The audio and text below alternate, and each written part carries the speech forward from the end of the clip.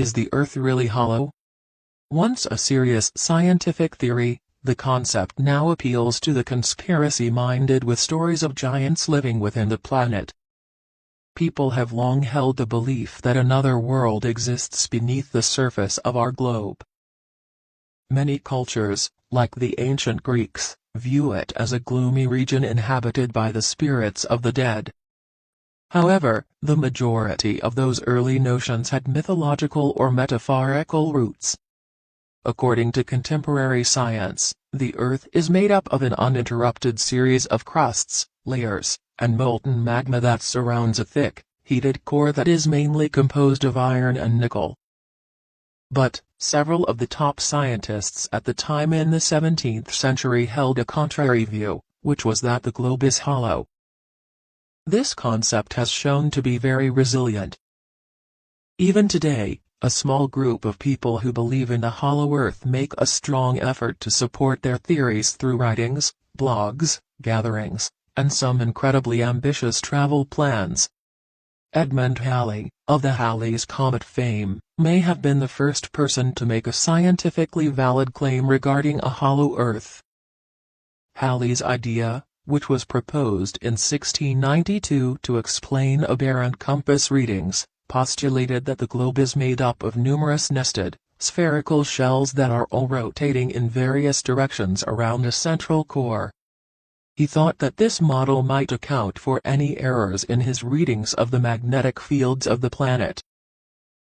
Based on readings of the magnetic field and what he understood of the gravitational attraction of the Sun and the Moon on the Earth, he also suggested that bright atmospheres capable of supporting life may have existed in the areas between each shell.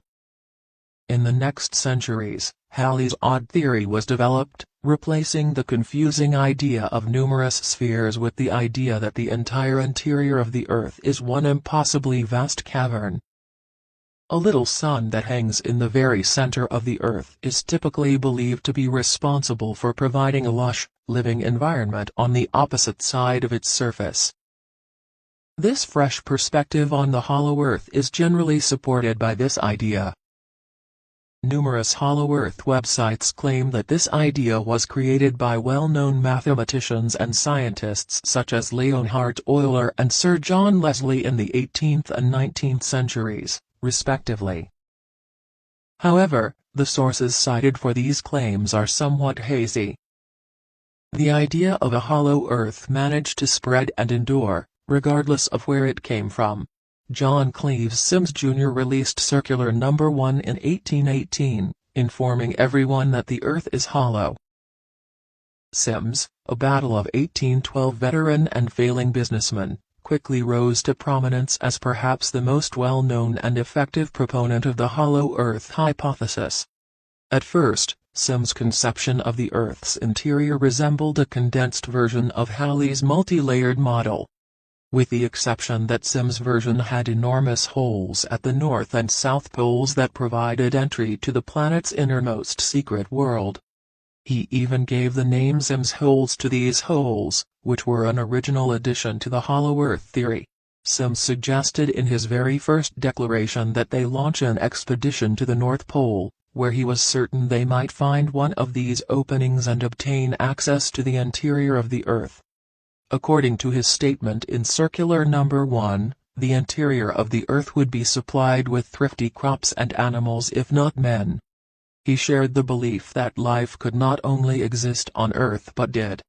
According to Sims, his hypothesis applied to all planetary bodies, not only the Earth, and was therefore not science fiction but rather science fact. The universe seems hollow to him.